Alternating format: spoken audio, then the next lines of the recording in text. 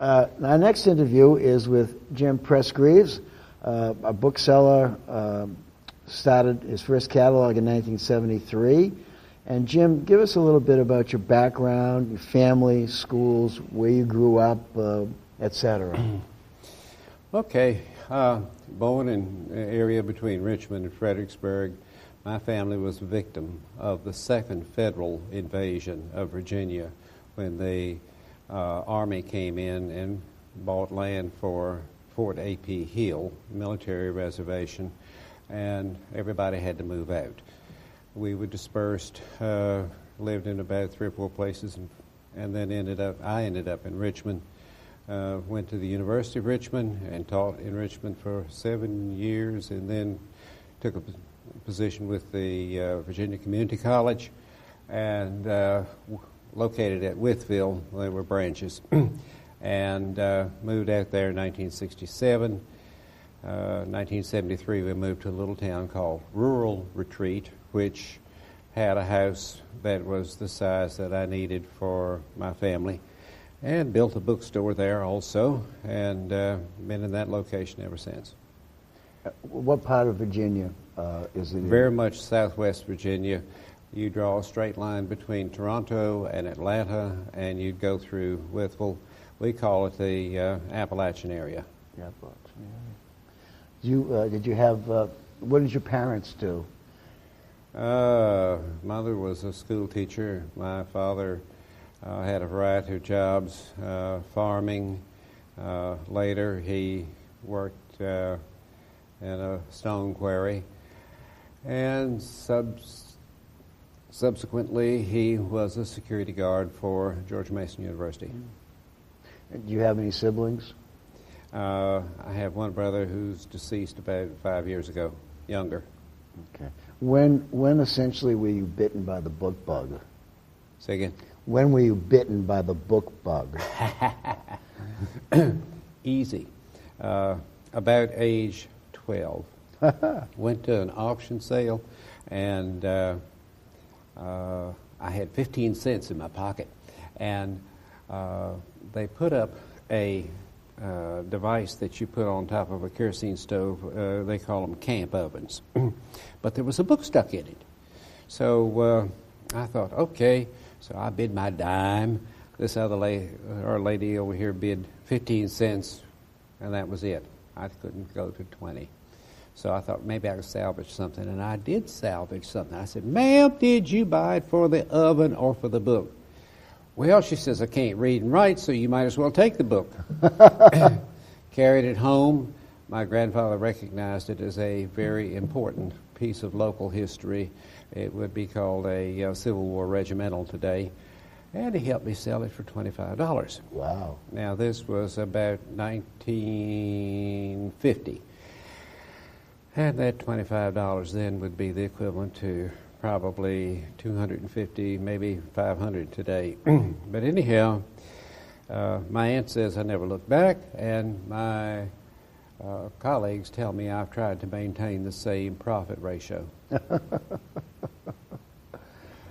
And so I knew then that books could be valuable, and I didn't really try to sell anything until after I moved out to Wytheville, and then began a catalog operation. And you've been there ever since? In Wythe County, yes. First in Wytheville, and then we moved out. Rural Retreat. Yeah. Talk a little bit about the kinds of books that you specialize in, if you specialize. You're more of a generalist, aren't you? I'm very much of a generalist. You can specialize yourself to death. Yeah, that's true. And after you specialize, then you specialize a little more. After a while, there's nothing. So, yeah, I've had a good general inventory and have sold a wide variety of material. And what's been your experience with the Internet, if any?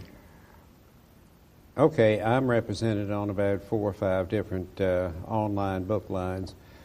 My experience with the Internet is that any fool can put any book on at any price. And unfortunately, we have to contend with Miss Smith, who buys the book at yard sale for 50 cents, and she can price it at $3 and have a higher percentage of profit than I could if I paid 10 for it and tried to sell it for 25. Right. And then her first cousin, of course, is Mr. POD, print on demand.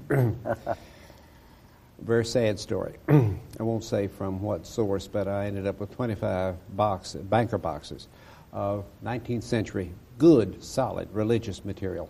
And out of any box, 25, at least 15 of them were POD'd. Really? Now, we're talking about print on demand. We're not talking about some bodily function that somebody has practiced on those.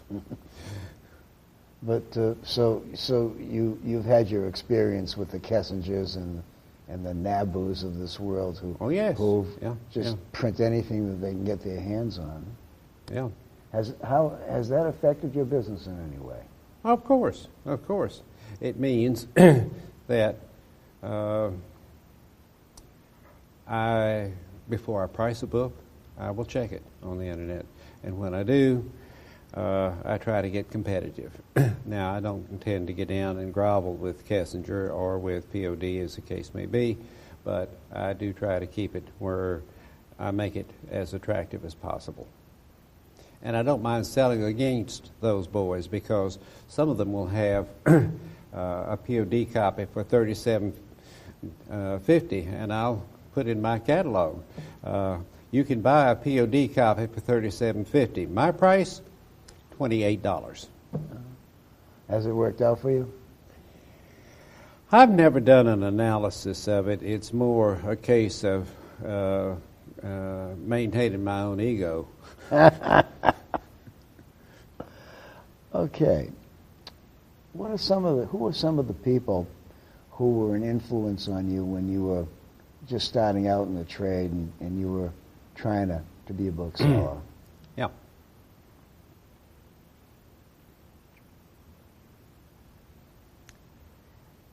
Probably the individual who made the greatest impression was named Reed Fulton. He was a lecturer, and I think he never got promoted beyond that to, seemed to me, 2 colleges in New York City, one daytime and one nighttime. That's how he made a little extra money. And I swear and declare that he must have had a minimum bid place with Swan, because he used to have boxes and boxes shipped in like that. But he was famous for 3 things. One of them was that he would use a pencil and scroll the biggest numbers you ever saw on the front, heavily scribed so that you couldn't erase it and take it out. But you could spot the books easily. The second thing he was responsible for, as far as, and I didn't learn that one, but he always said, when you go to a bookshop, first place you look is the top shelf and the bottom shelf, because most people are too lazy to look there. And the third is, you can specialize yourself to death. He was very much of an individualist. He had attractive timber, and he was offered a certain price for it, and he said, well, can't you do any better than that? They said, well, if we don't have to clean up the laps. Now, if you're rural deprived, you need to know laps refers to the limbs that you trim off of the logs. And a good lumberman will always clean up his laps. But this guy, Bynes, told Fulton that he could pay him more if he didn't have to clean up the laps. Fulton said, let him stay there. But that was Fulton. Another individual from whom I learned a great deal was named F.M. Hill. He was 20 years older than I.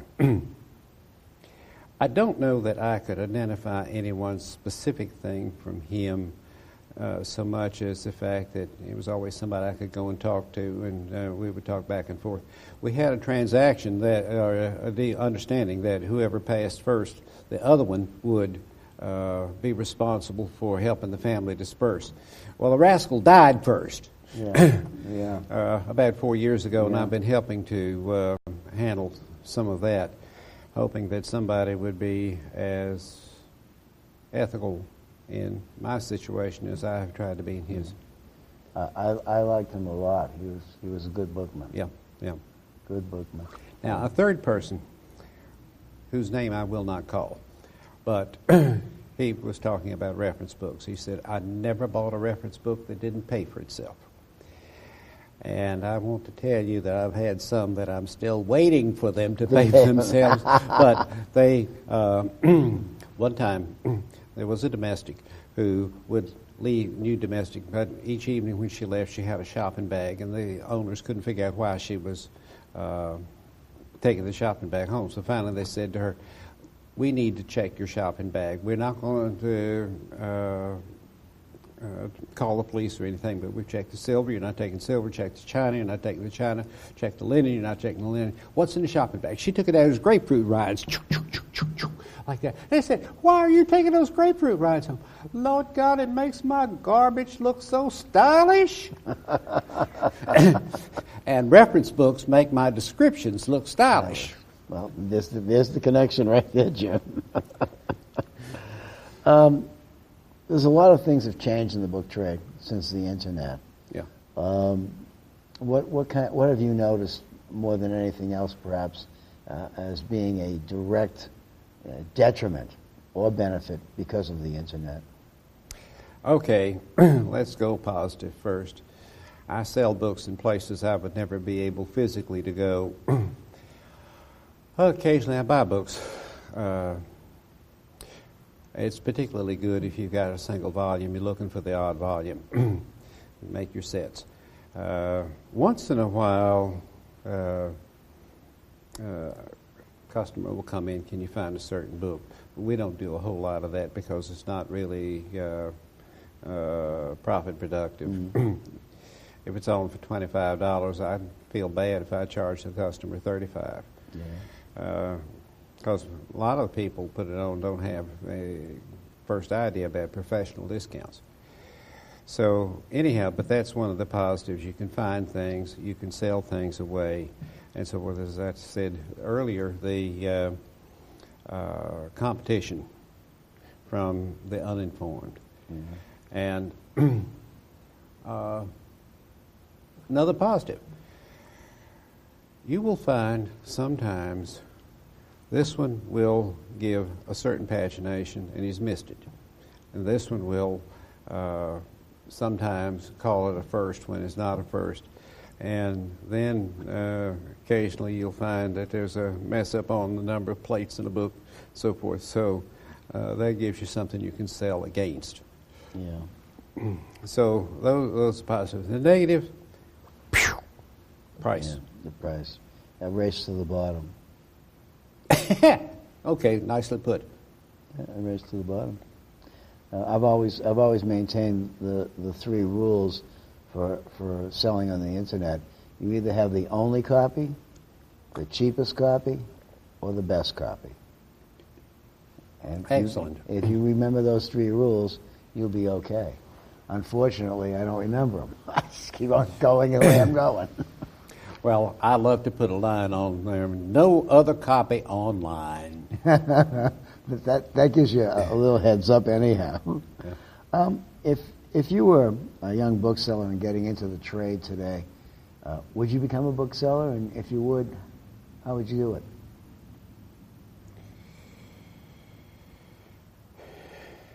First off, I couldn't conscientiously encourage anybody to do it.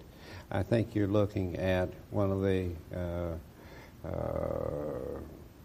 first steps in dinosaurhood. Mm. I think 50 years from now, the only people going to be selling books are going to be Salvation Army. Really? Yeah. Now, there's always going to be a demand for great books. Yeah. But you're not going to find over of the people that are, quote, selling books today, A, look at the average age of people exhibiting. B, they're not, you can't identify 20 members who were under age 40. Where's next year's crop coming from? You don't know. It's certainly a crapshoot, isn't it? Yeah. So, no, conscientiously, I couldn't advise somebody to do that. Now, if they're foolish enough to go against it, then I'd tell them, keep selling to me until they... Till they have no more. Yeah. What do you think are some of the big challenges facing booksellers in the decades to come?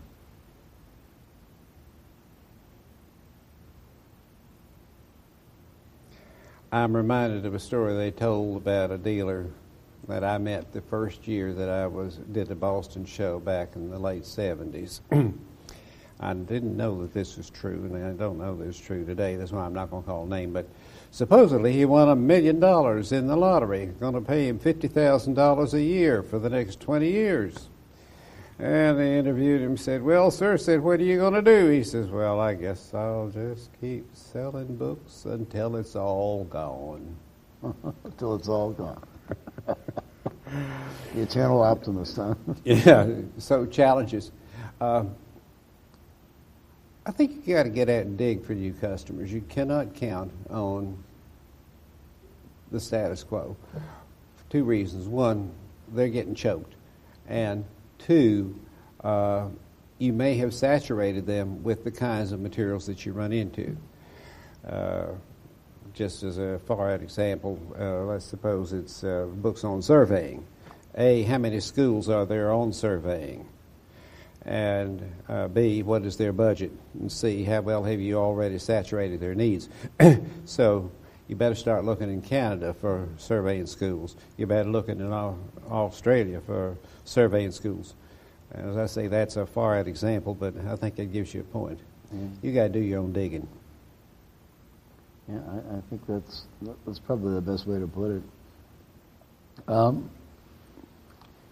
When you started in the book business, the whole thing was different than it was now, or than it is now. We had bookstores all over the place where you could go and buy things, and they're disappearing and they're disappearing. Are you one of those people who feel that at some point there won't be any more bookshops out there?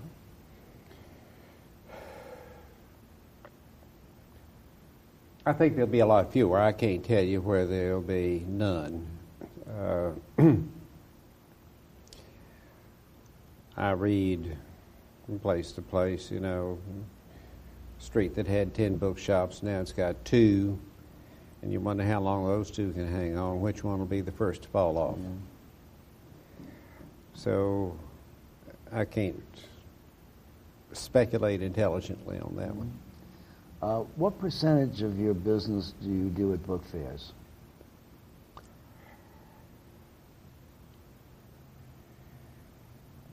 Okay, I have been doing 2 types of fairs, antique shows and book fairs.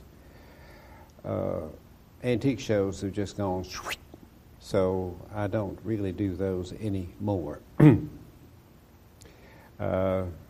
Book fairs, I get enough activity to justify about, 1, 2, 3, 4, 5, 6, maybe 7. Probably not more than 10 a year. Now, dollar-wise, I've never really done a computation of that.